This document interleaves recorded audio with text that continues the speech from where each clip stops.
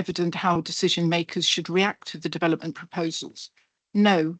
There are two strategic policies for one key area of change, one that covers the whole area, and the other is a named area with no defined boundary. So, Policy S24, Smithfield, requires the resisting of residential buildings adjacent to the Museum of London. And yet there is increasing number of residential buildings around the area. There's a muddled approach to the food business in different policies, meaning that the Beach Street Tunnel is the only place where this is allowed, probably the least appropriate location.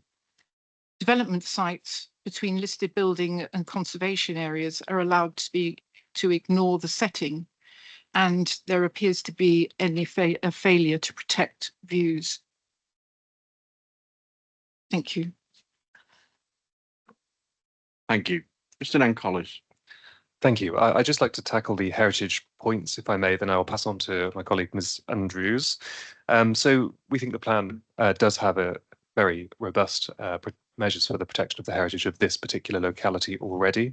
And we've heard from Ms. Pearson that it benefits extensively from overlapping designations already, listed status, conservation area status, registered park and garden status, and indeed with the trinity of towers described and the Great Arthur House building, the status of protected landmarks governed by S13. So we already have in this plan for a future decision maker policies S11, HE1, HE1, 1 and 2, particularly regulating any works that could affect the settings of these important buildings.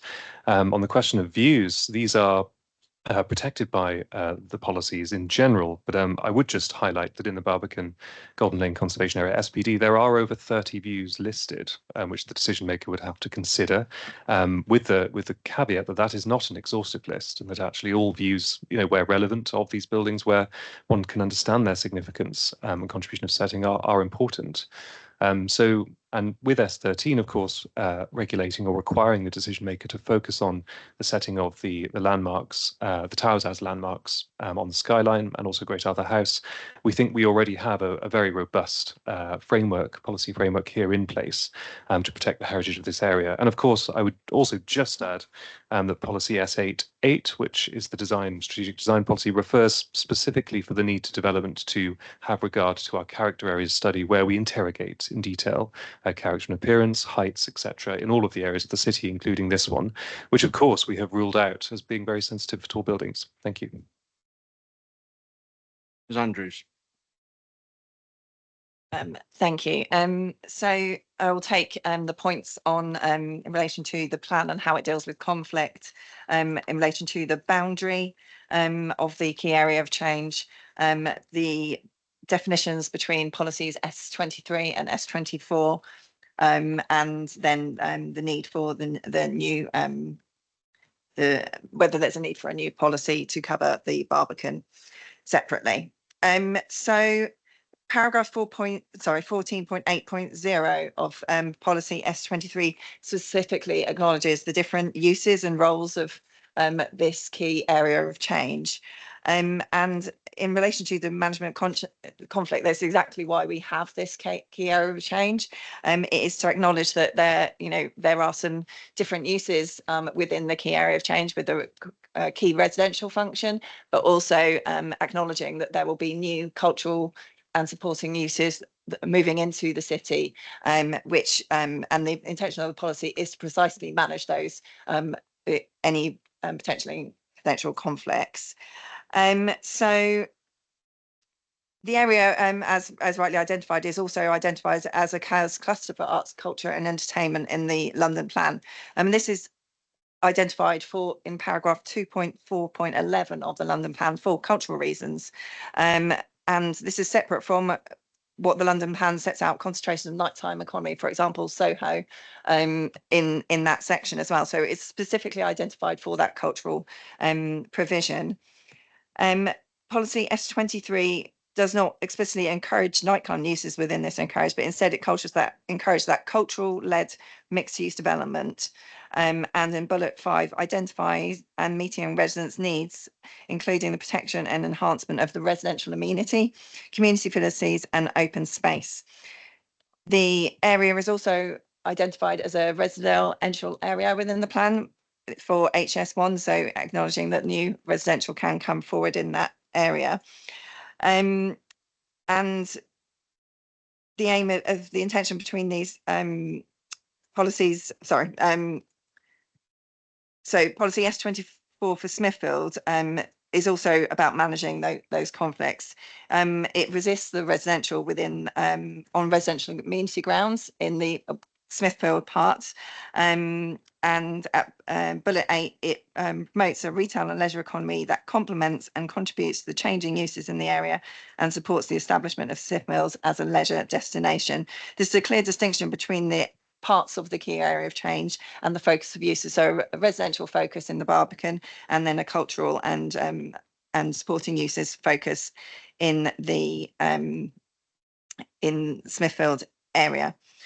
And just to make reference to a number of proposed changes we've already made in relation to the plan as a whole in relation to PC 61 in relation to culture, and PC 93 in terms of vehicle movements, and making clear where residential conflicts are to be managed in PC 36. So in relation to the boundary, so the boundary of the key area of change has been guided by the London plan in relation to, as I mentioned, its identification as a cluster for arts and cultural entertainment. The boundary of the neighbourhood area has been determined for express purposes of neighbourhood planning and the associated regulations. And this is what was proposed by the Neighbourhood Forum when they applied for designation and agreed by the City Corporation. It is the view that these don't necessarily need to be the same thing. Aligning those boundaries at the southwestern end would practically mean inclusion of Postman's Park and the Postman's Park conservation area into the boundary, and we don't think that is required. The inclusion of the S24 as the Smithfields makes that adequate distinction between the policies in those areas. So in relation to S24 as well, the intention that there is Aldersgate Street that marks that boundary between the Barbican and Smithfield parts of the key area of change.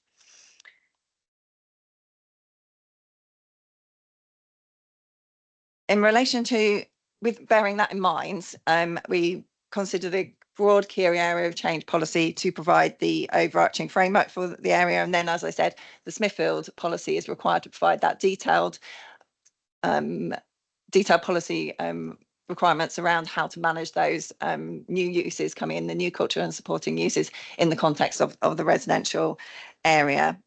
So we feel that is adequately covered within that policy approach. We have read and considered the proposal from the Neighbourhood Forum supported by the Barbican Association in relation to the need for a new policy, and we consider that each part of that is already adequately covered within the city plan itself. So in relation to the loss of housing, we have policies S3, H1 and H2. In relation to protection of visitor and arts and cultural facilities, we have CB1. H3 in relation to residential density, heritage policies and conservation areas, etc., etc. As we also covered in one of the initial days in terms of the spatial strategy as well, you know, we are working alongside the Neighbourhood Forum to prepare, well, for them in their preparation of the neighbourhood plan, and we considered that could be a focus for the neighbourhood plan. Just very briefly, again, in relation to the nighttime uses and supporting restaurants and bars, the policy makes reference to routes along and between London Museum and the Barbican, and we do not specifically mention Beach Street as that location. Mr. McNichol. Thank you very much. If I just one very brief matter of detail on S24 Part 7. So this is the policy within the Smithfield key area of change policy that talks about resisting residential development adjacent to the current market site or future Museum of London in order to minimise potential adverse impacts on residential amenity. So that is a really very specific and targeted part of this policy. It isn't meant to be in any way a generic thing that washes across the whole of the Smithfield area to say that residential shouldn't be appropriate. It is very much targeted at places that are adjacent to the current market site. And the reason for that is that the current market site, as we know, is going to be changed. Sorry, the general market and poultry market are being developed for the London Museum, and the East and West markets will, in the fullness of time, be redeveloped for other uses rather than for the current market use there. And those uses will be complementary to the wider cultural use as set out in these two strategic policies. And we need to make sure that this area, as it changes and develops, is going to be suitable for that. And we just, as we've said, and as Ms. Andrews has said, carefully manage the conflicts, but also the complementarities between these different uses in this area. So it's a very specific, very targeted thing. That's just the point I wanted to make. Ms. Hurst. Thank you very much.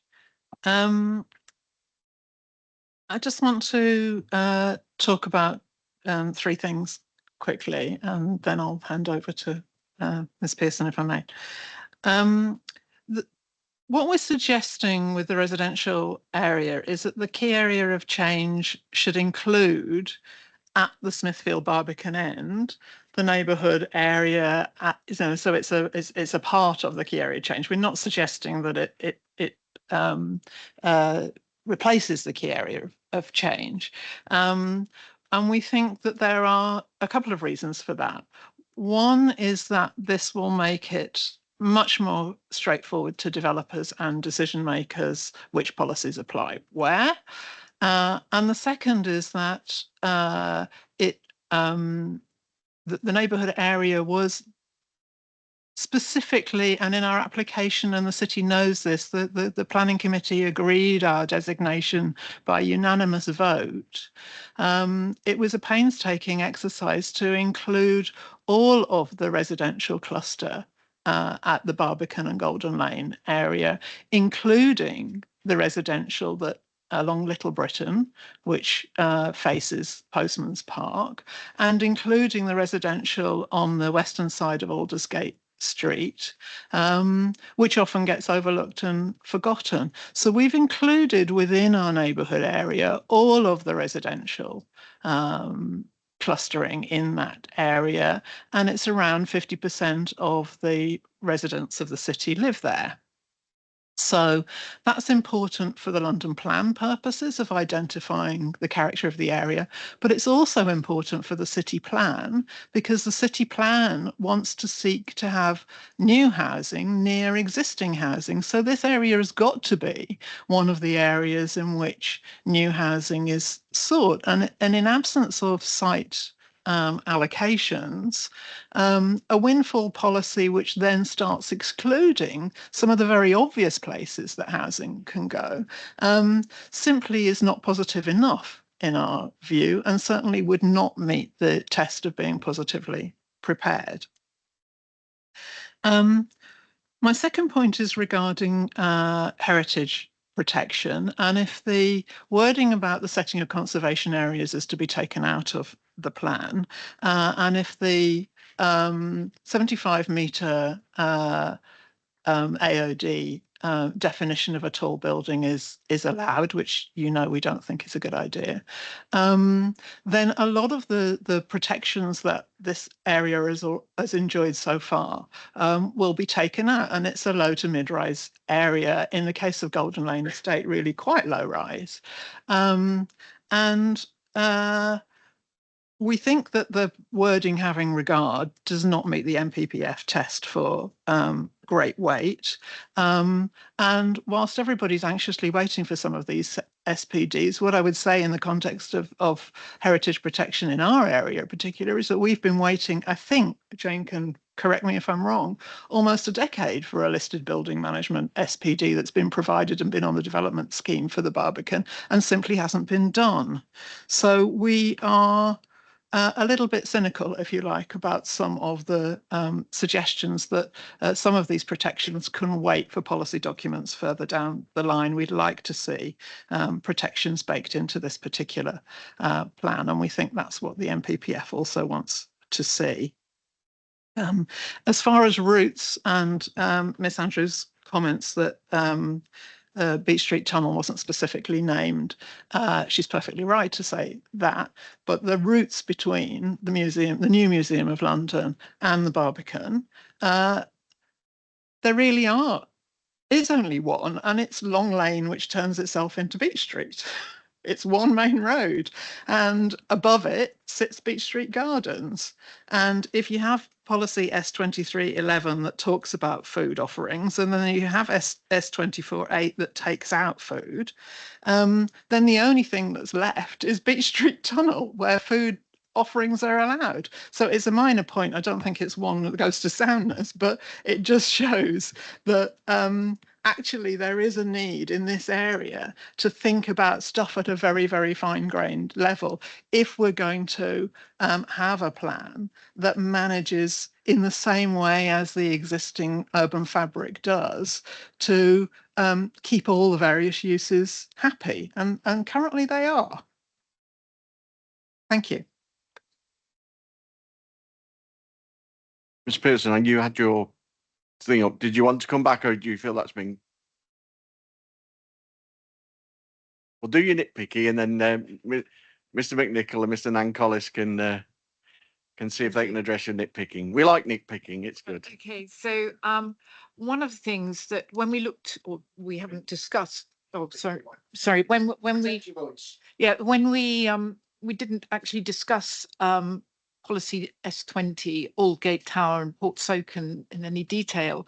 But one of the things there is actually one of the things is a reduced level of air and noise pollution, in which, you know, for a residential area is really important. These policies, although they talk about traffic pollution, they talk about sorting out the minimized pollution through levels of traffic management and the volume of traffic. Traffic seems to be the only thing about, and we're not talking about a general reduction or an aim to try to reduce the levels of noise and air pollution. And it would be nice if we could stick that somewhere in. And then just in terms of number 9, the supporting continued connection of CityGen. CityGen may or may not be a name that is with us in the near future. So something less specific may be more helpful. And it would be, I think, helpful that actually we knock out the where feasible, and that all new development is designed to enable connection, because I think that is going forward, looking at the climate action work, that is one of the things that we should not be allowing to be discretionary. Thank you. I'll let the corporation decide who goes first. We won't fight over it, I promise you, Mr. Inspector. Thank you. So just a few points to pick up here. I think the discussion around Beach Street, Long Lane, and our intention there is certainly one that we'll have a look at and take away. I think that's not a matter of severe disagreement here. I think we're seeking the same thing, broadly speaking. I think the intention is to try to ensure that there is a the retail and food and beverage offer around the Smithfield area, particularly it's the Smithfield side, does respond to the future likelihood of people wanting to move between the area there as well. So we'll have a look at that, and we'll be happy to speak to the Neighbourhood Forum about and the Barbican Association about wording there. On housing, I just want to try and unpick the issue here. So we have policy S3 on housing, and part 1 of the policy seeks to make provision for a minimum of 1,706 net additional dwellings, and it does that through encouraging new housing development on appropriate sites. Sorry, I'm repeating words. I've been listening to Mr. Harris too much over the past few days. On appropriate sites in or near identified residential areas, and the plan then goes on to identify those identified residential areas on the policies map, and also in figure 3 of the plan. And within this area, there are the residential areas do cover both area within Smithfield and the area within Barbican and the area within the Golden Lane estate. The intention of the identified residential areas policy isn't necessarily to identify every residence within the city. It's there to focus where new residential development could be developed, and to identify both that could be within those areas and, as the policy says here, near identified residential areas. And as I've said earlier, what we're seeking to do with policy S24 part 7 is a very specific thing in relation to the particular site around the current market and the future London Museum. So I hope that gives some clarity as to what we're trying to do with the housing policies here and the approach to residential areas and where new housing would be encouraged within the city plan. On CityGen, yes, I agree that specific mention to that particular CityGen provider is probably unhelpful. We should probably be more generic, as there are ongoing discussions around the future of heat networks within the square mile. I think in terms of the matter of where feasible, there is a lot up in the air at the moment around heat networks. There are government regulations that we expect to come into force that will mandate connections to heat networks for particular types of new development and also existing buildings as well. We're actively working to help deliver new heat networks within the square mile, subject to further discussions and decisions by the Policy and Resources Committee. And there may well be instances where it isn't feasible for new development to connect, but we would strongly expect that much more development that comes forward will be connecting to heat networks in the future. And as I say, those government regulations that we're expecting to see will be putting in place mandations. So I think it would be slightly preemptive of us to put in a firm requirement within the city plan itself. But again, I hope that gives some comfort to the fact that we are working hard in this area, and it is very much something that we're expecting the government to bring in, which will help to ensure that new development is playing its part. As you can tell, it's something that I'm very interested in personally as well. I think that was all I wanted to cover, but I will hand to Mr. Lancollis to talk a little bit more. Over to you. Just before you start, Mr. Lancollis, I think we've got a problem with the live stream. So I don't know. Yes, there's another meeting going on, so it's being recorded and will be uploaded to the website. Well, But it's being later. it's on. Yeah. It was on, and then there. Just be delayed. Yeah. No, it was on, and then there was another committee meeting that there's only one person who can do it, who's recording another committee meeting. So we've got the live recording up to about 11 o'clock, and then it will be recorded, or it is being recorded now, and then the second part will be uploaded once we've concluded. As a recording, yeah. Yeah.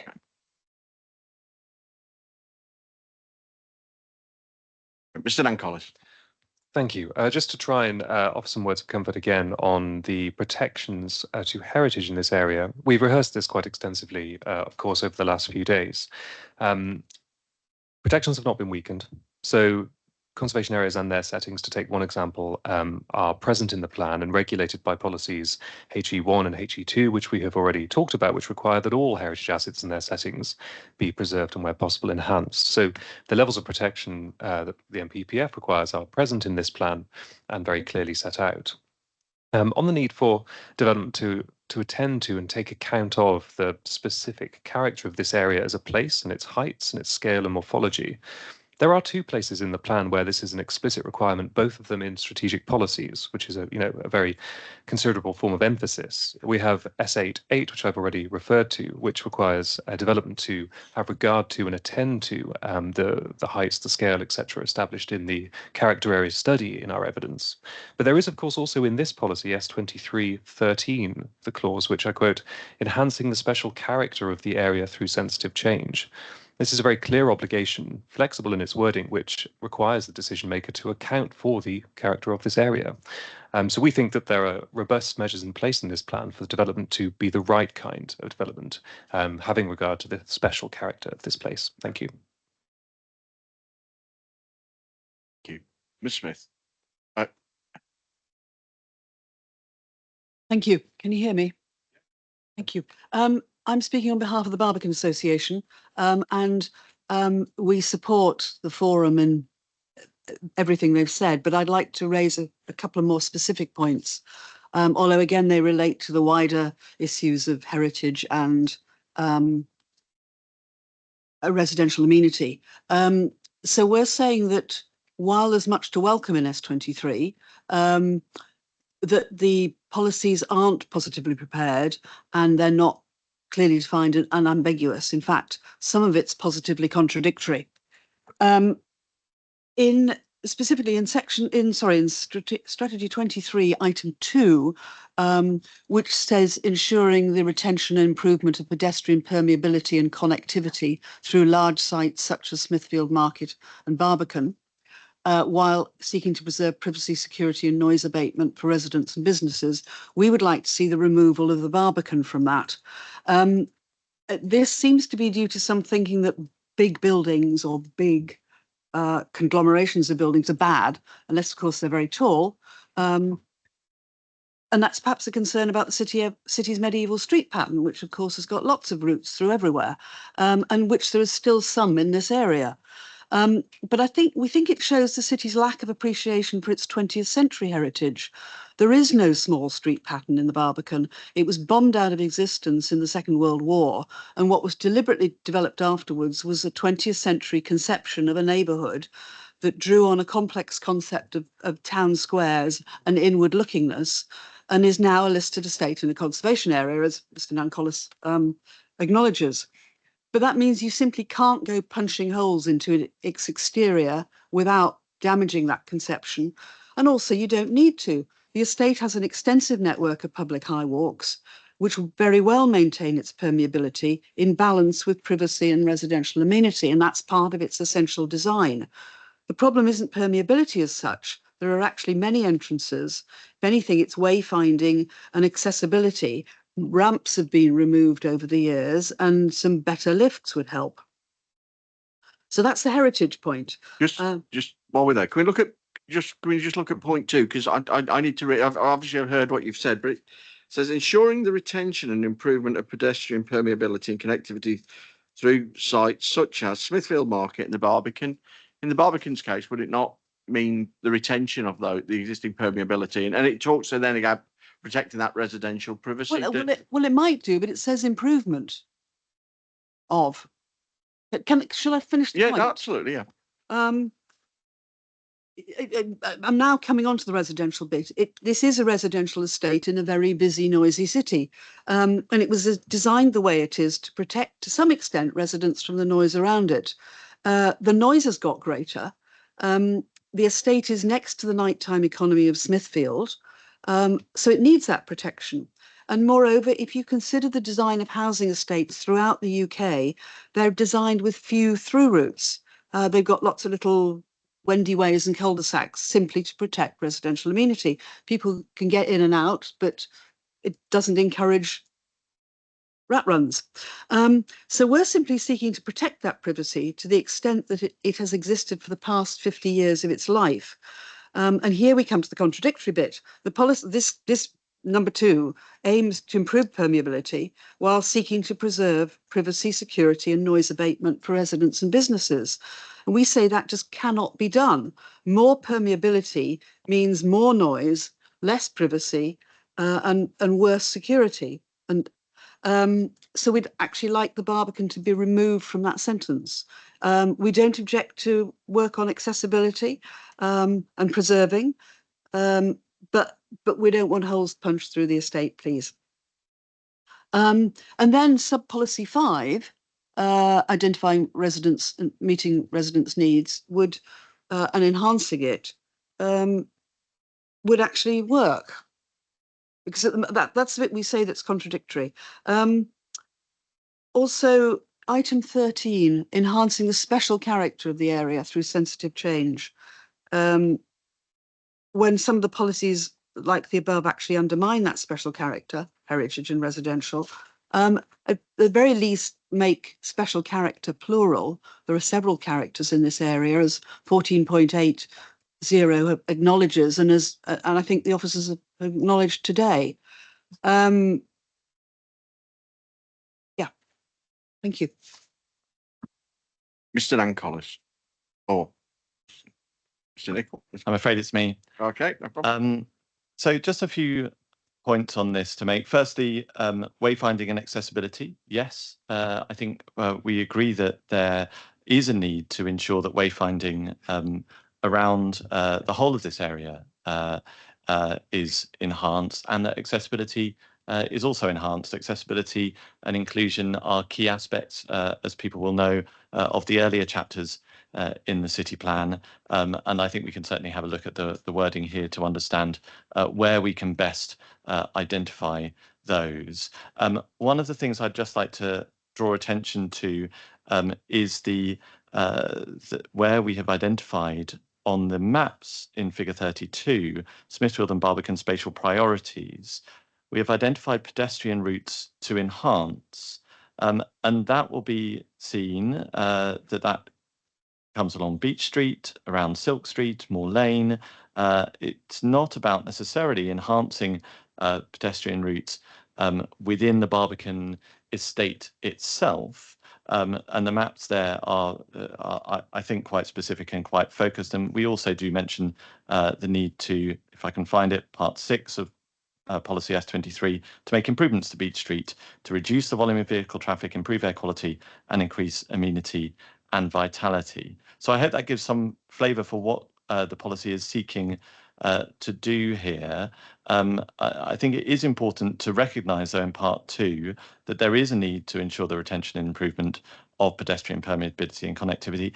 And the thing I'd really like to emphasise is that policy, that part of the policy, is exactly trying to do this thing we've been talking about, trying to achieve this balance by seeking improvements and preserving privacy, security and noise abatement for residents and the businesses here. And I think if the plan was silent on this, then where there are opportunities, because the plan seeks to, generally speaking, improve permeability and connectivity, if we were silent on this, then perhaps that balance might be lost from within the plan. So I think this policy is exactly trying to strike the balance here. Can I just come back on one point? Thank you for that reassurance, but to anybody outside this room, I think the word through large sites such as Smithfield and the Barbican I think there's no problem with your map, but it suggests that you're going to drive holes and bridges and walls and roads through the Barbican. So maybe you could look at that wording.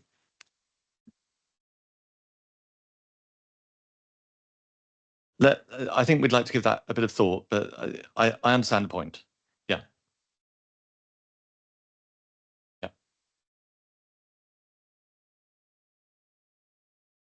Yes, I mean, I think it would be worthwhile flagging that, of course, as we said, there are a number of heritage protections here as well, and those would have to, of course, be fully taken into account with any major substantial works to the Barbican as well. So.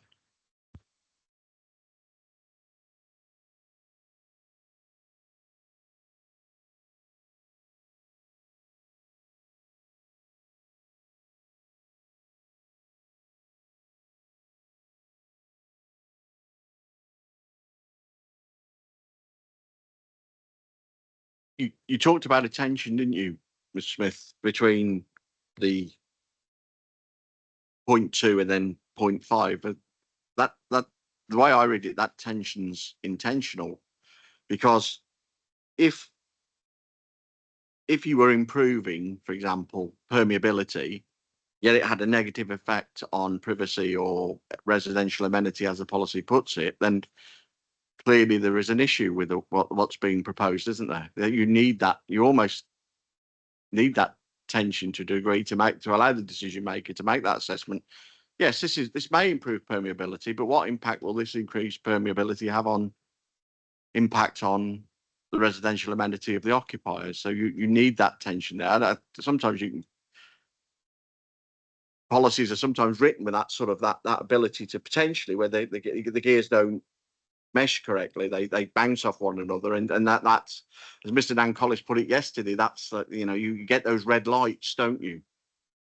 So and then obviously then it becomes to a decision maker to exercise their planning judgment, and that balance is the harm that great in terms of the effect. And obviously the permeability and the issues, I absolutely agree. The concern about not wanting to punch holes through the Barbican is a very permeable space, but absolutely, and I don't think the intention of the policy is to punch holes through the Barbican, but obviously the council have agreed to have a look at that with you.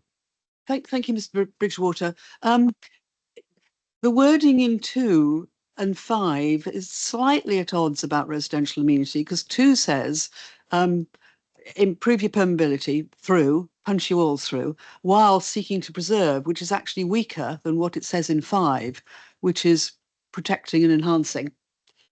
So I think probably this was done at the end of the plan and people were getting tired. I think it's quite nuanced. I think Mr. McNichol said he will look at it, and obviously I'll leave you to discuss it. Right, I make that 11:33. The tea and coffee's turned up, and more importantly, oh, sorry, somebody else. First. Oh God, now I'm the person standing between us and our cup of coffee, and I'll be quick. It's nitpicking, but we don't understand why S24/9 is in S24. We think it should be in S23. If you've got to have a policy about reductions in freight and preserving residential amenity, why should that just be for the residents of Smithfield? Why shouldn't that just be for residents in Smithfield and Barbican? And we had a long discussion previously about our dissatisfaction with the application of urban greening factor and the way that the nested criteria within it actually mean that the way the city's planning to adopt an urban greening factor could really be reductions in greening. And given that this is a residential area, we also feel that and at strategic policy S23 level, that there should be an urban greening factor target of at least 0.4 in this area because of its residential nature. Thank you. I'm done. Mr. McNichol. Thank you. On urban greening, I think we don't have, I think I'd be very wary of introducing different urban greening factors for different parts of the city without the ability to do a fair bit of testing as to whether that was something that could be achievable. Urban greening and particularly tree planting is something that's very challenging in different parts of the city, given what we have underground. And I think we do need to be alive to that.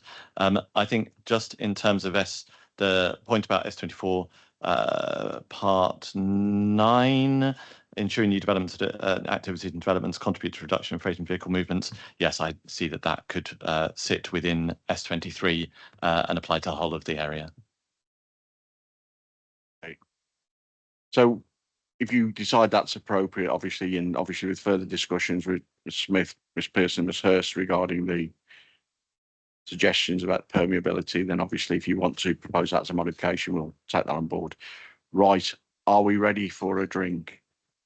It's been thirsty work and it's quite warm, so sorry. It's just, we've had this discussion now and we talked about accessibility and wayfinding, which actually isn't in here. I do believe it's actually also in S20, the Aldgate one. There is something about accessibility and wayfinding. So I'm just wondering if you could, at the time, I thought they had probably been written by different hands at different times. So it would be, because it is another, Port Soaken is another major residential area. I think that tying the policies or tying those policies would be useful if Mr. McNichols had time to check them. I Thank think you. Mr. McNichol gave you a sagely nod there. So I think if you wrap that in your discussion, that'll give you the opportunity to take that forward. I don't think we would have an issue with that, but it's obviously for you to agree. Okay. Right. Shall I call for a break now? Yeah, everybody ready? Right, okay. So I make that 11:37. Should we come back at 12:05?